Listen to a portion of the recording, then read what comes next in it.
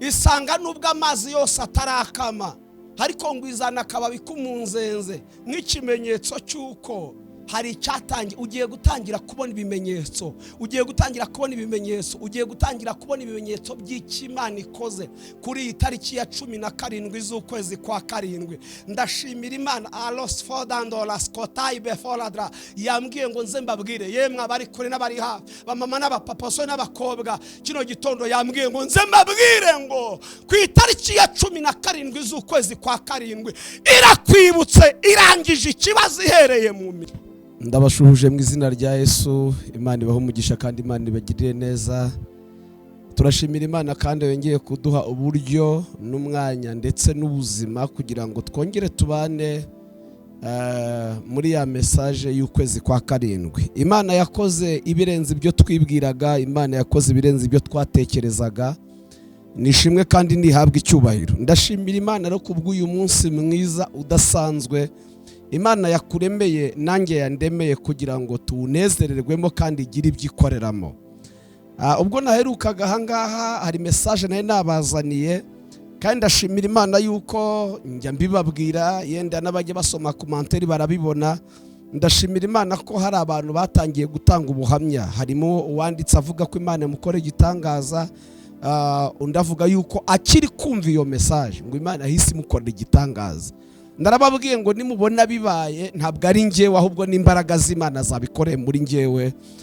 Iyo ngiye ikora ibyo ngibyo rero nishimwe kandi habwe icyubo, nabitarabikorera ifite umugambi wo kubagirira neza. Zaburi yavuze ngo ahari kurira kwararira umuntu nijoro ariko bwajya mu gitondo impundu zikavuga. Mbere yuko ninjira muri message idasanzwe y'uyu munsi Imana yampaye, reka tubanze dusenge dushimira Imana yuko iduhaye ubuzima kandi tuyishimire kwitwemereye guhagarara kugira ngo tuvuge uko yagambiriye. Turagushimiye ko ntawera nk'Uwiteka, nta gitari kimeze nk'Imana yacu, ushoboye ibirenze ibyo twebwe dushoboye. Araskotanfoladra, imigambi yawe ni myiza kuri twebwe. Warwanye intambara nyinshi nta nubwo twazimenye, ariko warwanye rero uranesheje, wongeye kuduha ubuzima. Tuguhimbarije icyo ukoze uyu munsi rero, kandi uko wantumye niko ngiye kuvuga, kandi uhora witeguye guherekeza icyo wadutumye kugira ngo gisohoze. Imbaraga zawe zinshoboze, kandi abagiye kwakira iyi message uyikoreremo bakira icyo wagambiriye ko bakira, mu izina rya Yesu Kristo, amen. Reka dusome Itangiriro igice cya 8 umurongo wa mbere turageza ku murongo waho wa 5. Itangiriro igice cya 8 umurongo wa mbere kugeza ku wa 5. Haravuga ngo Imana yibuka Nowa n'ibifite ubugingo byose n'amatungo yose byari kumwe nawe mu nkuge. Imana izana umuyaga ku isi, amazi atangira gukama, amasoko y'ikuzimu araziba, imigomero yo mu ijuru iragomerwa, imvura iva mu ijuru iricwa, amazi asubirayo ava ku butaka ubudasiba. Ya minsi 150 ishize amazi aragabanuka. Kane niho message iri. Mu kwezi kwa karindwi ku munsi wako wa 17 ya nkugi ihagarara ku misozi ya Ararat, amazi agabanuka ubudasiba ageza ku kwezi kwa 10. Mu kwezi kwa 10 ku munsi wako wa mbere impinga z'imisozi ziraboneka. Amen. Hari message Imana ikuntumyeho, hari ikintu Imana imbwiye kuza kukubwira. Beneda, hari ukuntu Imana igusanga ikakuganiriza ibintu ukumva hari imbaraga z'Imana zibirimo, ukumva hari imbaraga z'Imana zigiye kubikoreramo. Beneda, iri jambo ntabwo ari urwambere uryumvishe, si n'ubwa mbere urisomye, ariko reka nkubwire ngo Imana yari impaye nk'ubutumwa. Yambwiye ngo nze nkubwire ngo kuri iyi tariki ya 17 mbibutse ko no mu busanzwe turi ku itariki ya 17 z'ukwezi kwa karindwi. Mwibutse ko Imana yambwiye ngo kuno kwezi kwa karindwi ni ukwezi Imana izakoramo ibintu byuzuye, abantu bagahindura amagambo. Iyo message nayitanze ku itariki ya mbere z'ukwezi kwa karindwi, kandi ashimira Imana ko hari abantu batambukije amashimwe yuko hari ibyo Imana yabakoreye. Ndashima nta message nimwe irama muri uku kwezi kwa karindwi ngo ngaruke gutanga indi message ntarabona amashimwe yaba Imana yakoreye binyuze muri iyo message. Ndabishimira Imana kandi kubw'ibyo Imana ihabwa icyubahiro. Ndeka mvuga ngo ikomeze igira akazi keza mu migambi yayo ku bantu bayo. yambwiye ngo nze mbabwire ngo kuri iyi tariki ya 17 z'ukwezi kwa karindwi Imana irakwibutse igiye kurangiza ikibazo ihereye mu mizi. Iyi tariki ya 17 z'ukwezi kwa karindwi 2025 na Bibiliya yavuze ngo mu kwezi kwa karindwi ku munsi wako wa 17 yangu gihagarara ku misozi ya Ararati. Imana yambwiye ngo nze mbatangarize ngo kuri uyu munsi wa 17 z'ukwezi kwa karindwi, ukwezi kwa gukora ibyuzuye, abantu bagahindura amagambo. Irambwira ngo nze nkubwire ngo irakwibutse irangije ikibazo ihereye mu mizi. Hari ikibazo umaranye igihe, hari ibintu bimaze iminsi bigukubita hirya no hino, ariko yambwiye ngo nze mbabwire ngo kuri iyi tariki ya 17 z'ukwezi kwa karindwi, ukwezi kwa gukora ibyuzuye, amagambo y'abana agahinduka. Imana yambwiye ngo nze ngutangarize ngo irakwibutse irangije ikibazo ihereye mu mizi. Bibiliya igaragaje hano ni igihe muribuka Nowa hanura iby'imvura izagwa, abantu ntibabyumva, abazi nkujye bamuseka. Bino bintu tujya tubivuga abantu batabyumva, dusenga abantu baduseka, tuba imbere y'Imana babona twarabuze icyo dukora, ariko hazagera bamenye ko ibyo twavuze hari imbaraga z'Imana zari ziri binyuma. Ntabwo ari twebwe, ni Kristo ukorera muri twebwe. Iyo tuvuga ibyo tuvuga tuba tubwirijwe n'umwuka w'Imana.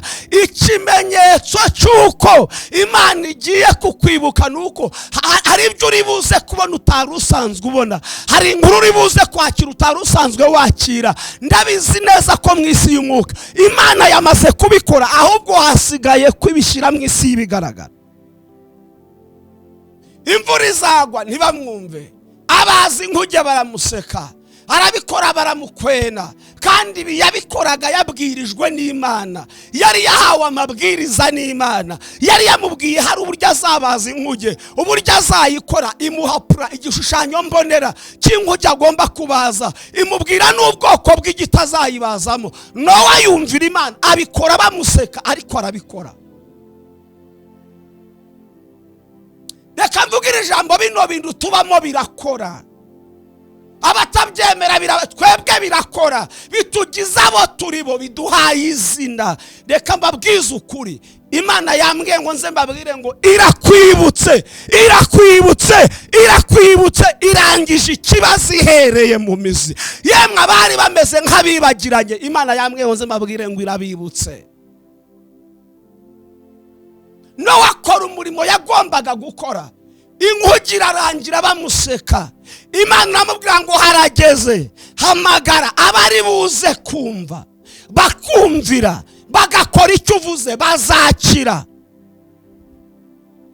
Kumva ni kimwe, kumvira ni ikindi, no gukora icyavuzwe nacyo ni ikindi. Wowe hamagara abari buze kumva, bakakumvira, bagakora icyo uvuze, bazakira. Ariko batari buze kumva, uze kubihorera. Nowa ngo atanga imiburo, ahamagara imiryango, arahamagara ngo ntibamwitaho, bagira ngo n'ay'abasaza. Nowa ahamagara abo mu muryango we. Imana ibonye abantu batumvishe ngo ahamagara inyamaswa. Tekereza abantu batumvijwe ry'Imana, abantu basuzugura icy'Imana, inyamaswa akaba arizo zumva umuntu. Abantu ntibumva umuntu mugenzi wabo, kandi ubwirijwe n'Imana. Ibintu by'Imana iyo uzanyemo zanarize, bene da, ntabwo mvuze ngo wakire byose baguhaye, ntabwo mvuze ngo oya, ariko ijambo ry'Imana ubwaryo ririhagije. Ibi ndi kuvuga si ibyo nakuye mu kindi gitabo, ni ijambo ry'Imana ryavuze. Yavuze ngo ku munsi wa 17 z'ukwezi kwa inkuge irahagarara. Yari imaze iminsi ireremba hejuru y'amazi. Wari umaze iminsi ufite ubuzima budafite icyerekezo, umeze nk'iyi nguge ireremba hejuru y'amazi, aho wiriwe si hurara, amakaritsiye yose warayamaze, umaze kuba ikibazo mu bantu kubera ubuzima ubayemo. Wari umeze nk'iyi nguge irerembaga hejuru y'amazi. Nowa ngo ahamagara inyamaswa buri kigore n'ikigabo ngo zumva ijwi rya Nowa zirinjira. Ngo bimaze kurangira ntago ari Nowa wakinze inkuge, Imana y'ubwayo niyo yakinze inkuge kugira ngo Nowa atazagira amarangamutima akajya gukingura. Imana ngo imaze gukinga inkuge, imvura itangiye kugwa. Nibwo bibutse iryo wa musaza yavuze. Nibwo rimwe na rimwe tujya dusuzugura Imana, twamara guhura n'akaga ko gusuzugura Imana, akaba aribwo dutangira kwibuka iby'Imana yatubwiye ko iyo tuza kubyumvira tutari guhura n'izi ngaruka. Kumvira Imana ni inyungu zawe, kutayumvira ni igihombo cyawe. Njya ntanga ubuhamya bw'uburyo Imana yambujije gukora ubukwe. Baranyerekanye mu rusengero tumanitse ku murenge wa Muhima. Imana imbuza gukora ubukwe kuwa mbere saa 8, mfite urukiko kuwa 4 saa 8. Irambwira ngo urasubira umukobwa muzabana. Byari bigoranye, ariko nari nzi ko kumvira Imana ari inyungu zanjye. Ndavuga ngo nubwo bigoranye reka mbikore. Ntabwo Imana ari umugome, Imana ni umubyeyi, yifuza kutugirira ibyiza. Ibyo atarakora sibyo byatumara imbaraga zo gushima. Numvira Imana kuko ari nge wari ufite inyungu zo kuyumvira.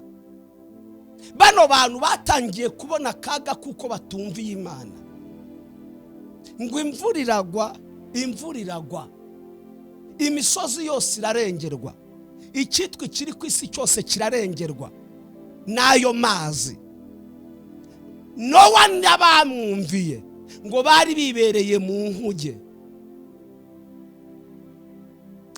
bari mu nkuge. Ngo inkuge itangira kureremba hejuru y'amazi, ibindi byose byarangiye. Ariko Nowa n'abamwumviye, Nowa n'ibyamwumviye babayeho. Mwibuka ubuhanuzi bwaje ubwo naherukaga ahangaha ngo bari mu nkuge. Paulo abwira abo bari kumwe, arababwira ngo nimuramuka muvuye muri iyi nkuge murapfa, ariko nimugumamo murakira mwese. Ndababwira ngo nimugume muri Kristo niho hari ugukira, mugume muri Kristo niho hari ubuzima. Bamama nubwo mugeragezwa nimusohoke mu nkuge, bapapa nimugume mu nkuge, basore namwe mureke tugeragezwa ariko turi mu nkuge. Mu nkuge harimo gukira, harimo ubuzima. Hirya y'inkuge nta buzima, hirya y'agakiza nta mibereho, hirya y'agakiza nta munezero. Byose iyo package yose yakugeneye iri muri Kristo Yesu. Ngo yafashe imigisha yose iyibumbira muri Yesu iramuduha. Agakiza ni Kristo. Iyo tuvuze agakiza tuba tuvuze Kristo. Iyo tuvuze ni Kristo niwe gakiza, niwe nkuge tubamo ntitugira icyo tuba. Yemwe batarayinjiramo nimuyinjiremo. Hari igihe izakingwa, kandi izakingwa na nyiribihe. Hari igihe aracyari amahirwe, aracyahamagara, aracyararika. Nimuze mu nkuge irakinguye. Umuntu wese ushaka kwinjiramo arinjira, ariko utari bushake kwinjira azahura n'ingaruka z'uko ari hirya y'inkuge. Ngo hashira iminsi n'iminsi. Murabizi uburyo Nowa yohereje igikona ngo kiragenda nticyagaruka. Yaracyoheje ngo kirebe amakuru y'ibiriho. Beneda, hari abantu twagiye duhamagara, hari abantu twagiye dutuma batubera nk'ibikona. Aho kugira ngo ajye kukuvuga neza akakuvuga nabi, kandi wari uzi ko ari buze kukuvuga neza. Uzansabira akazi aho kugira ngo akugusabira kubatura mu ntashobotse. Ariko ngo abonye bidakunze yohereza inuma. Haleluya. Yohereza Mwuka Wera, yohereza inuma ngo iragenda.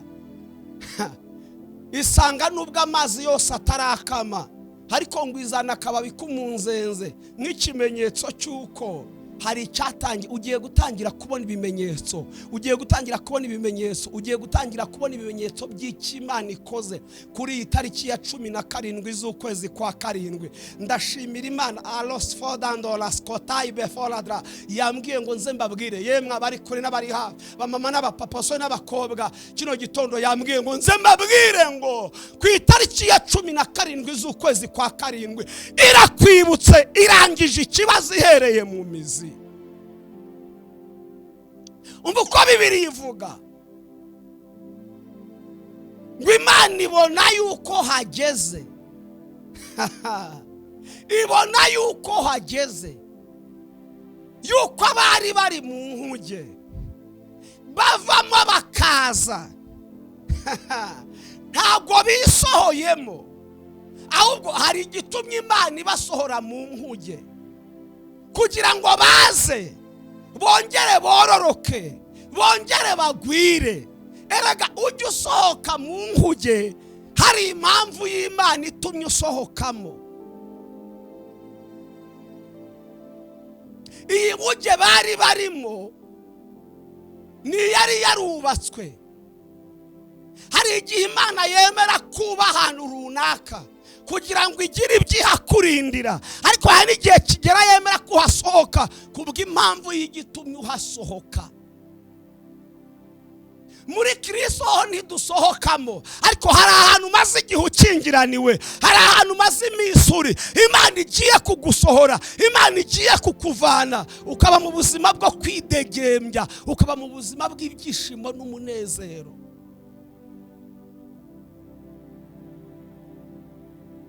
Ngo Imana yibuka Nowa n'ibifite ubugingo byose n'amatungo yose byari kumwe nawe mu nkuge.